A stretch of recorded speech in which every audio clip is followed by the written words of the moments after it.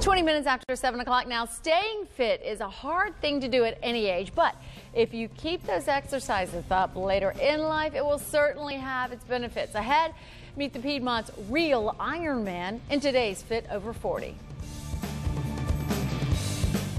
Well, they say life changes after the age of 40, and having been there, I'd probably say there's some merit to that.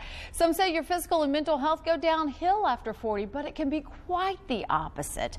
Here in the Piedmont, we have a few examples of people doing extraordinary things, setting, meeting, and exceeding their own goals beyond what some were told they might be able to do. One great example of that, David Daggett. He lives by what he calls his 4 pillars of life: family, physical self, professional, and spiritual self. And those pillars have guided him to do some pretty amazing things, like completing 166 triathlons and 22 Ironman competitions. That's right. That's amazing.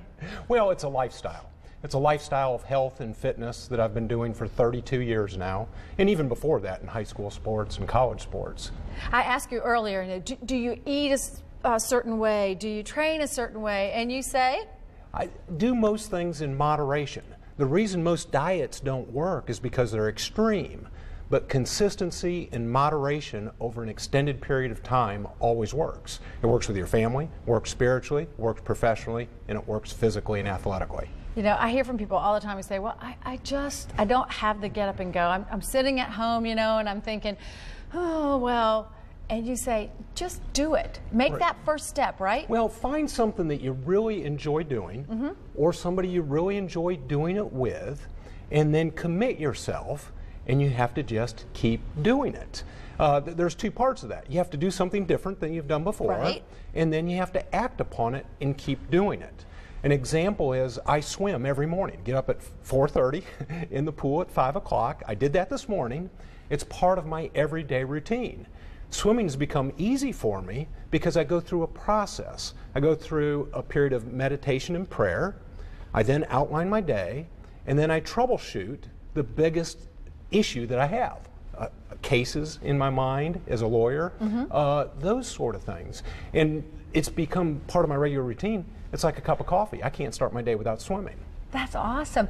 But if people are watching, you know, you're a great example because you were a winner at Lake Placid at the Ironman competition. I know we have some video, some pictures of that. You won the Over 50 Executive Challenge.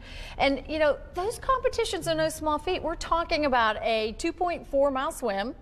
We're talking about a 112-mile bike and a marathon at the end when you have no legs left to begin with. All right in a row. All right in a row, swim, bike, run. Correct, correct. Unbelievable. And it takes a long time. It's just like anything else. It takes planning, dedication, goals, commitment, and then that perseverance to keep on going when things get a little tough. And again, that applies to everything you do. It applies to me as a lawyer, as an athlete, as a husband and father, and spiritually. And it wraps all those things together. I liked your picture that you showed earlier of me kissing my wife in the middle of the run. That's my energy. Yeah, there you go, there you go. Hey, well, thank you so much, and good luck. You're going to do the Ironman in Hawaii. Yes, the World Championships. So good luck with that. Thank you. Thanks for sharing your secrets with us. We'll be right back.